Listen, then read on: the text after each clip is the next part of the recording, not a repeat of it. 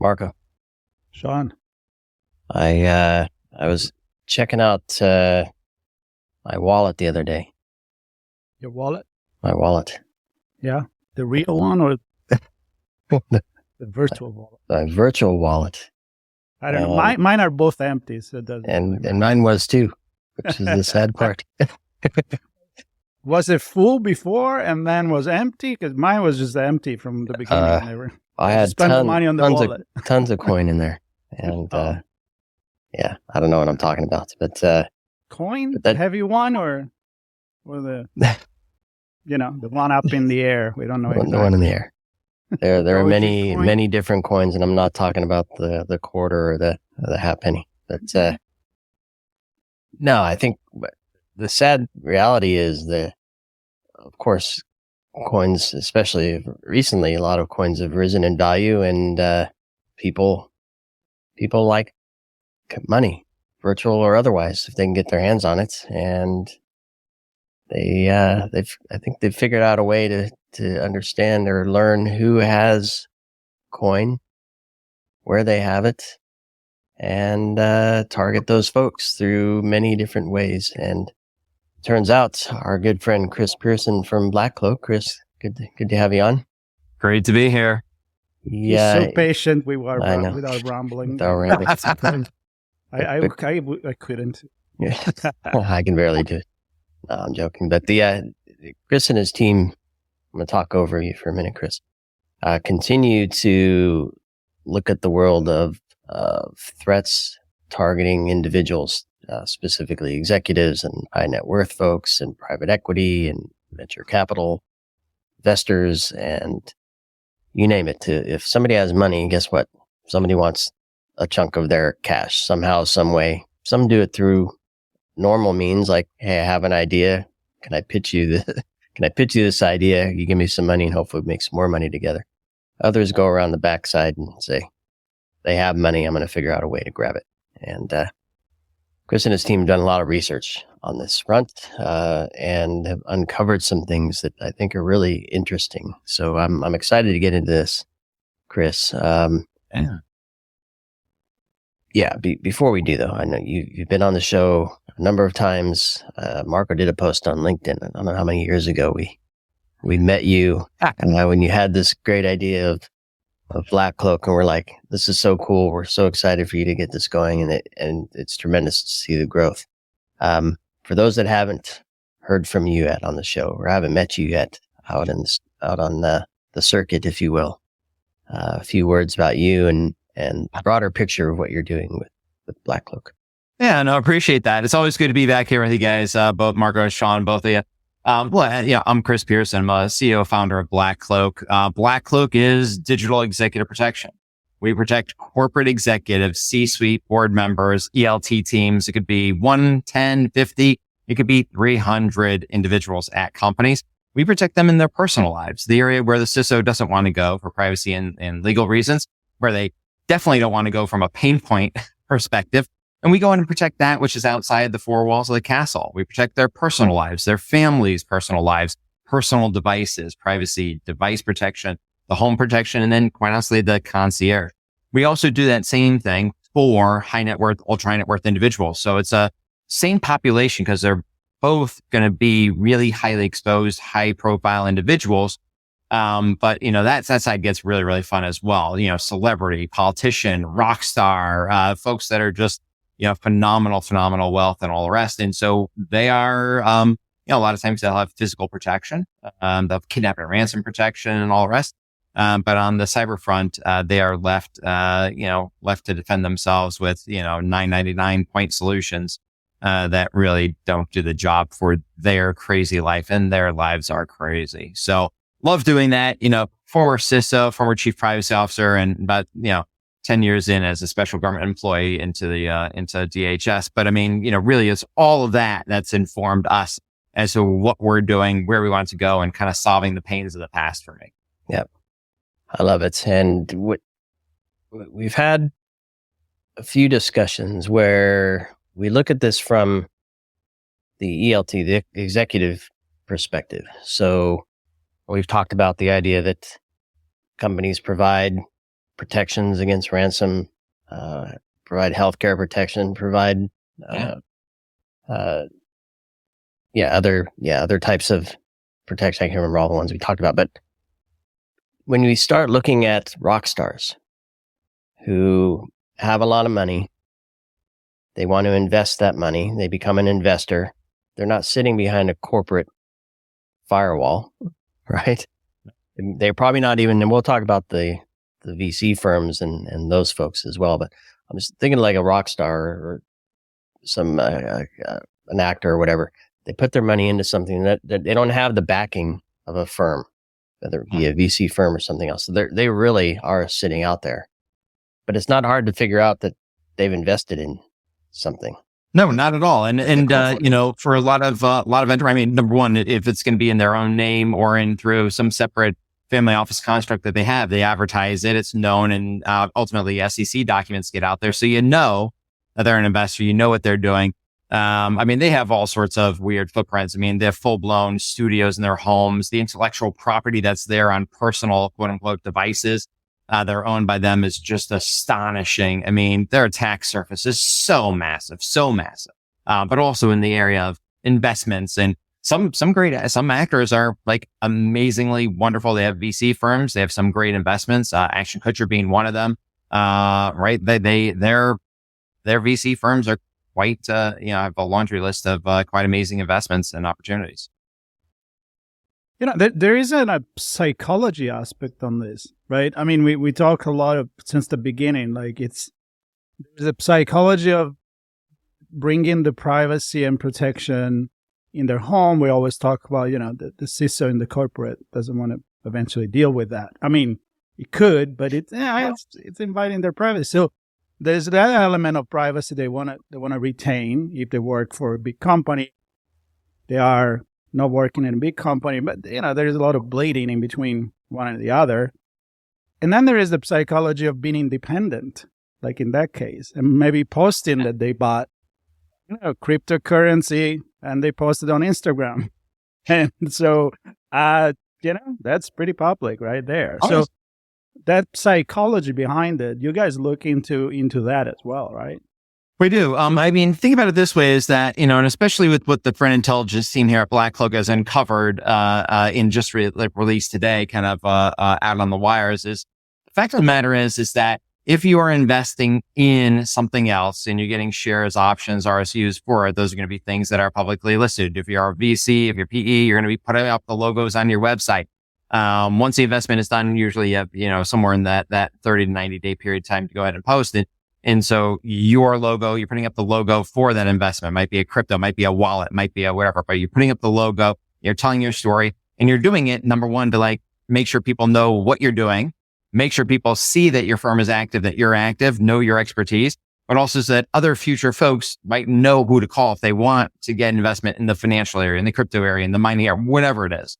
And so that becomes something that is extraordinarily public for you, the partner, the principal at the VC firm or private equity firm. And it becomes something that is public and notoriety for the actual firm itself, right? It's one of the big tiles, one of the big tombstones that goes up on the site. Hey, we invested in Acme Coin. We invested in Acme Wallet. This is the type of firm that we are because we won the deal. We won the relationship. We won the trust, and we're able to help. And, potentially, right, their imputed success is also because of us and our wisdom helping the founders achieve greater things. And so, quite honestly, in terms of VC firms, PE firms, and the like, even private investors, they want to shout from the mountaintops as to what their investments are, what they're doing, attract in more LPs that are going to, give more money into the firm. And then you have a bigger fund to go ahead and invest with. So these folks, their job is to invest, and some of them, it's also to act or play guitar or something else, right? Paint paintings. So that they have a job, an original job, some of them, that then turned into an investor job. Their job isn't cybersecurity, right? Their job is to not understand everywhere they're exposed, both physically from their home perspective, digitally from their device perspective, and then I'll say mentally from a sociological perspective, social engineering perspective. So can you talk to me about some of those? Maybe those are the three things. Maybe there's something else as well, but those areas where they either don't understand or maybe don't have an idea of how to protect themselves in those areas. Yeah, so it's interesting whether you're a venture capitalist, a VC, or someone that's in private equity. If you're someone that's investing in that population, you essentially are going to have one cell phone, one tablet, and one computer. That's it. Your goal is to have as many people know about you as possible. So your firm, acmevc.com, your firm email is known. It's up on the site.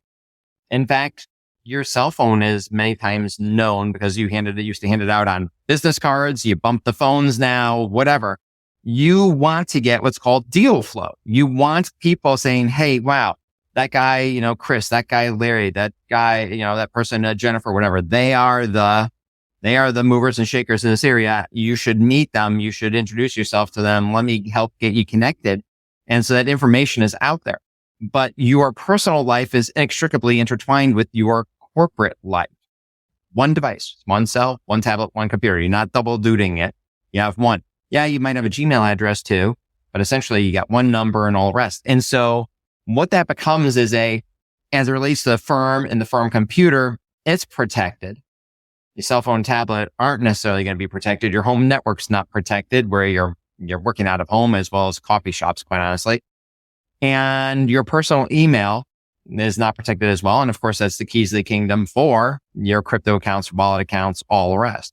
And so if you're in the position of being a VC, a PE, you have that footprint where your personal life and your work life are just totally combined. There's no separating it.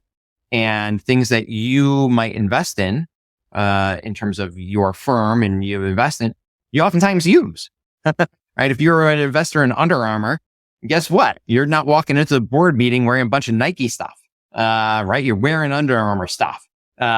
If you're an investor in CrowdStrike, guess what? Your VC firm is all going to be using CrowdStrike. Whatever you had before, you're ripping it out. You just gave them $50 million, $200 million of fuel growth. You are going to be eating that all up and you're going to be going full in. When VC firms invest and PE firms invest, they go full tilt on whatever it is. If they're any good. If they're not, it's kind of a different story, but right, they want to go full in. They put in their LPs, their limited partners, their investors' money from the funds into that company. So they want to use it as it relates to like cryptocurrency and wallets and things like that and things in the financial sector. They also use that too. They eat their own dog food. They invested, they use it. So the methodology here, I feel like it's a little bit different, but we've talked about what they do, right? They go lateral, they go to the family, they go on the dark web, they cross-reference the information that are public, as you say, and then what? Yeah, so here's the thing that the BlackCloak Friend team uncovered. We've uncovered an alarming trend, an alarming escalation in venture capital firms, venture capital individuals, private equity firms, private equity individuals being targeted because of the investments they've made in crypto, in wallets, and things of the same sort, of the same ilk. They are being targeted in their personal lives. So we'll just say, Coinbase, favorite, popular wallet of many. It's public which VC firms, they call it 10 VC firms invested in Coinbase. Well, it's public that it's those 10 firms, and it's public that there are 2-3 people that are part of the deals, one partner that might be on the board and you have 1 or 2 observers. It's public of who they are. It's public of the information as to who they are. And people are deducing, cybercriminals are now deducing and now specifically sniper targeting those individuals and those firms for cryptocurrency scams, for attacks into their wallets, for attacks into their crypto holdings, because they know more likely than not which ones they have, what wallets they have, and what things from a crypto perspective they're involved in. They also have it from the fireside chats. They have it from the webinars. They have it from the different town hall meetings they do. All that stuff, especially in COVID, is all digital. It's all been broadcast everywhere. And they are finally targeting them, and they're winning. That's the other cool thing. They're actually winning. Super smart audience, robust audience. They're winning. How are they doing it, Marco? Well, some of the same tactics. Number one, they've identified the audience. Specifically, they identified the audience because of who's invested in what. Number two, they're grabbing in data broker information. So about 200 data brokers in the US, the 401.com, Spokio, Zeba Search, all the rest. They're grabbing in, they're making sure they have the right cell phone number, and they're grabbing in that personal Gmail address, Yahoo address, whatever it is. They're grabbing in that personal email address. And they're also doing the same for the other family members. Doing the same for the other family. Maybe Larry won't click on the crypto thing saying, hey, your wallet is, key is expired. Go in and click here to re-enable. Maybe he or she, the person that's working at the VC firm in their personal life, maybe they won't go ahead and do that. But what about the spouse or significant other or the husband or the wife? What about them? Are they at that same level of education and training by which they are not doing it? Perhaps not. And if they are not, and they get access, right? Reset the password, all the rest, they're getting access. That's what we're seeing. So we're seeing data broker information leading to the intelligence that is needed to launch the attack. The other cool thing is a lot of this is happening because people of this ilk, they have dual factor turned on, but most of them have it turned on via SMS text messages. So they have it turned on via Verizon, AT&T, T-Mobile, Sprint, have it turned on via the telcos. And as a result of the data broker information and deep web, dark web information, right? They already have their email address. They have their commonly used passwords. They also now have that phone number and they know which carrier it's on. They're able to go ahead and use that limited information from breaches to go ahead and convince them to do a SIM card swap or to just log in. Because oftentimes it's the same username and password they're using that's already been breached. But now the SMS code goes to their phone, the bad guy phone, as opposed to the good guys. And they're able to divert that text away from them. They're able to then log in and then go ahead and ladder the funds into a number of different other wallets and all the sorts. It is a great attack. It's a streamlined attack, and it's one that's born out of data that already exists, already is present, is already leaked. And that's a key part. You know that these people are in that wallet, in that cryptocurrency because of their investments. It's really, really an elegant attack. And it's one, quite honestly, that's working. It's actually working really, really well. Which is what, thank goodness our threat intelligence team, but really one of the cool things that they've been able to spot. And we've seen a marked increase in that this year. When you say work really well, it depends on what, I guess, different criminal groups want to accomplish, but do they go in and wipe out the wallet? Do they grab a little bit so it's undetected? What kind of stories are you hearing? What is it? I think there's the research. And then I think obviously you don't want to name any names, but any stories that you can say or share. We've had some of the biggest firms, the most prolific investors that you can think of in this space have money taken out of their wallets and transferred and all the rest. We've actually seen small amounts, literally small amounts. I mean, crypto's now up to, I think it was, Bitcoin was up to like 68,000 yesterday. So new record high. But we've seen small amounts in the, under $100,000 up to like $300,000. I call that kind of small amounts in terms of equivalency, into millions of dollars actually transferred. Now in terms of their total net, not necessarily going to impact them, but still millions.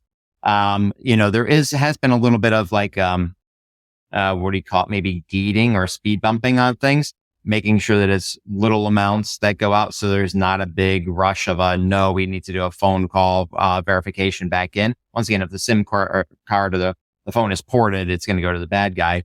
But we have seen people be really cautious about this, but it is a really, really sophisticated attack because you just can't run through a normal script.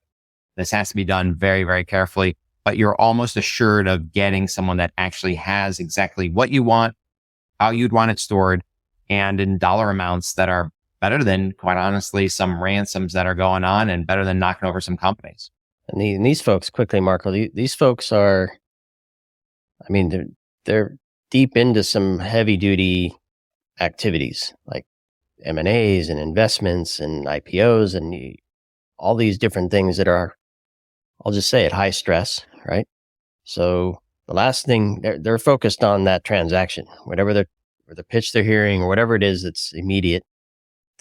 Yes, they care about their wallet, but it's easy to get distracted. It is. I mean, it's easy to get distracted. It's super easy to get distracted. Very, very, very, super easy to get distracted. Speed matters a lot for them. And so sometimes there's a quick click, the quick phone call that might come in from somebody pretending to be from Wallet. We've actually had that happen to the VCs. They get the phone call and they know enough information about the wallet because they've already logged in, that they're able to have some type of confidence or trust in their scam or scheme. So there's a lot there. Yeah, I mean, I've talked so much about social engineering. I've talked with you. We talk about stuff that they are triggered and calculated exactly when you're going to get the one about buying something online because it's Christmas and you're late, or something happening in somebody's life. It's like there's always the element in social engineering of urgency, fear, something that make it trigger that doesn't make you think. And the reason why I'm saying this is because, as Sean mentioned, these people don't want to think about this. I mean, they're busy, and so you can have this conversation with us. We can share it with a ton of people. Maybe some of them are going to look at this, but they're going to be like, yeah, but this is great, but what am I going to do now? I'm not going to be the one worrying about this, so they need to outsource this. So what you guys do for this? Yeah, I mean, so in these cases, I mean, the things that really are important are this. Number one, you got to limit the attack surface, shrink that down. It makes them a harder target to hit. Now, it's kind of antithetical to their business because they want to be reached, they want to be called, all the rest. So what we'll do is actually be able to limit that data broker information down for their family and for other information that might enable some type of scam to have a better chance of happening. Second, in terms of deep web, dark web, I mean, really grabbing their passwords, showing them and telling them that their passwords are out there, which ones they are, and doing the threat intel risk assessment on that. So they know whether or not they need to change their crypto password, whatever it is, the wallet, crypto, doesn't matter, but whether they need to change that, super important. Make sure that we're protecting our security operations center. It's not just the endpoint, but it's the whole security operations center, protecting them, their devices, all their family's devices. So you don't have any malware on there. And then making sure that their phones are hardened. There are a number of different selections that can be done at the carriers to go ahead and prevent porting and SIM card swapping, making sure those are enabled. Finally, getting them off of SMS-based, text-based, multi-factor authentication. This is one of those areas where you absolutely 100% want either a application on your phone. So you have a software, enabled authenticator, Google, Microsoft Authenticator, Auth, whatever, doesn't matter.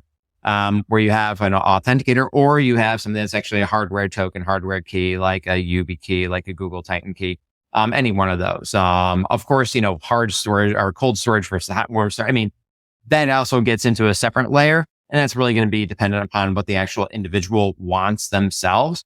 But once again, removing from, in this case, making sure dual factor is on, but removing it from a phone-based, SMS-based network, that's going to be the number one thing to do. If you said do one thing and one thing only, going to be getting them on a software-based authenticator at the very least. Yes, hardware-based. People will write in and email you. No, it's got to be hardware-based.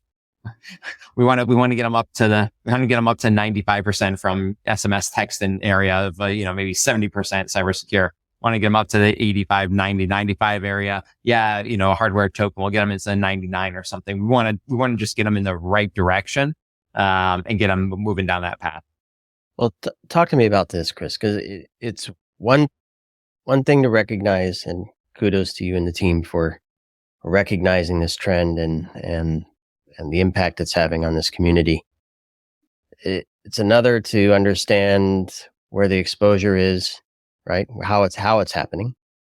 It's another to understand what some of the mitigating controls are, or risk reduction areas are, to reduce exposure and the ability for them to succeed, the bad actors to succeed.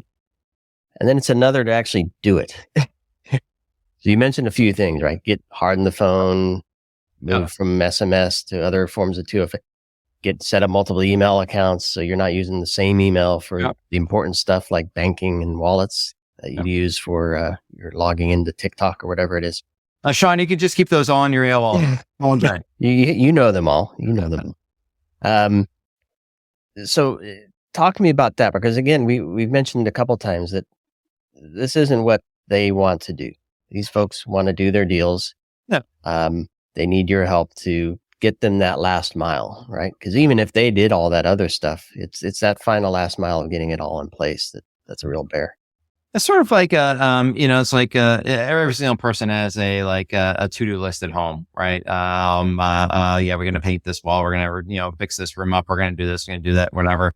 At some point in time, the list just gets like way too long, and then you like pretend it doesn't exist. Yeah, we all have them. But the fact of the matter is that, look, I mean, the reason why we're successful, the reason why our members, our customers, our clients are successful is we do it with them and for them. And with them is super important. We don't want to ever have access, ever have control, ever have the ability to access or see that information. What we want to do is do it with them and for them. So we want to effectuate the end result, staying there as a partner with them as part of our relationship. I always be like, oh, what are you, a software company? Are you a tech service company? Are you a tech-enabled service? Are you this? Well, yeah, right, tech-enabled service, I guess, if you want to classically define it as that. But at the end of the day, we're a relationship company. Anything cybersecurity and privacy related, we're going to help you achieve the results. We'll run next to you. We'll help you do the sit-ups. We'll help you lift the weights. We'll help you paint the walls. We'll do all the stuff to help you actually get there. And in many cases, we can do it on your behalf. But sometimes, right, like especially crypto, we're not going to take over your crypto account. We'll help you get there to better cybersecurity. And it's that extra oomph. It's like a personal trainer. It's like a concierge medical doctor. It's like that wonderful company that helps you trim your palm trees in Naples on markup, right? It's like, you know how to do it. Probably a really bad idea to climb the 100-foot palm tree. You're gonna break your neck. Not a good idea. We do the stuff that is hard that people don't want to do with them and for them. Going back to that beautiful day in Santa Monica when you told us about this over a drink. The word that really got me was concierge. And I was like, is he going to say it? Is he going to say it? I'm going to say it for you.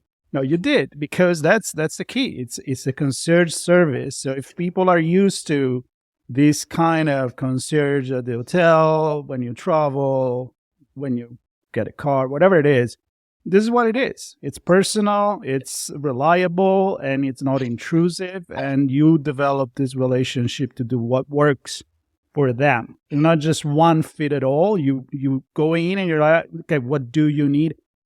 You're the guy, right? You don't want to fix the home yourself. Call the guy, please. It is, it's interesting. It's one of the things that a lot early on. I mean, there's a lot of hard work to get into a scalable, to run a scalable business that is concierge, that is bespoke. It's like going to the tailor and getting the perfect dress, getting the perfect suit. Every single thing just fits. It's all tailored right to your body, right at that moment in time. And that's what we do. We do it with every single person. And the husband and the wife, they're sometimes massively different. The kids, sometimes they're massively different. Every single person is bespoke, concierge, cybersecurity and privacy protection for them using our platform. But every single thing of what they get is tailored for them.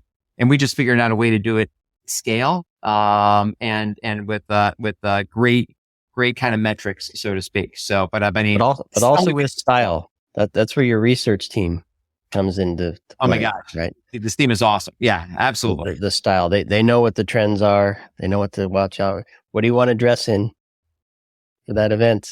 Yep. You want to be prepared. You don't want to wear something 5 years old that's not going to hold up. Gotta be trendy. It's actually, we literally morph and change what we are doing almost month by month in terms of when we spot something, we adapt, we include it. When Apple, when Windows, when changes are made, when Facebook, whatever, we're responding to that. Where's the new privacy menu? Where's the new privacy selection? How do we think about this? How do we go ahead and tackle this?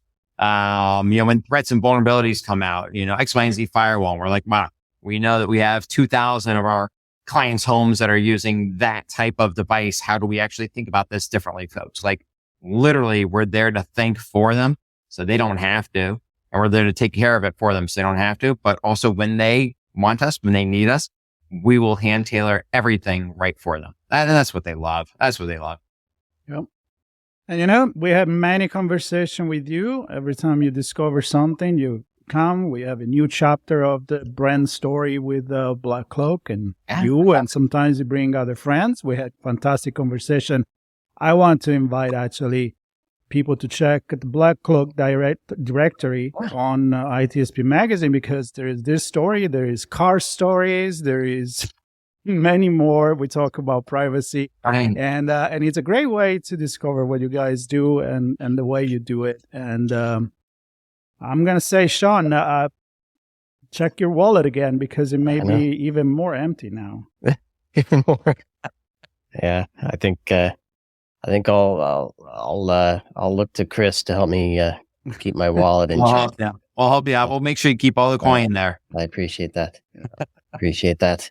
Well, Chris, it's always a pleasure, my friend, and we look forward to and enjoy these conversations. They're always informative and educational, and certainly meaningful for those on the other side of these threats that you're seeing. And so hopefully folks understand, especially this particular community, VCs and PEs and another high net worth, the rock star. That rock star. We want them. We want to protect their wallets too. Absolutely. Yeah. we want them to be able to buy that new guitar. They need it. They need it. All right, Chris. Well, thanks so much, and thanks everybody for listening and watching. And we'll see you on the next episode. And Chris, hopefully we'll see you in person. You'll see me RSA, and definitely at RSA. Yeah. So We'll all be there. Excited for that. So stay tuned, subscribe, follow BlackCloak, connect with Chris, and stay cool and protected, everybody. Thanks, guys. See ya. Thank you, Chris.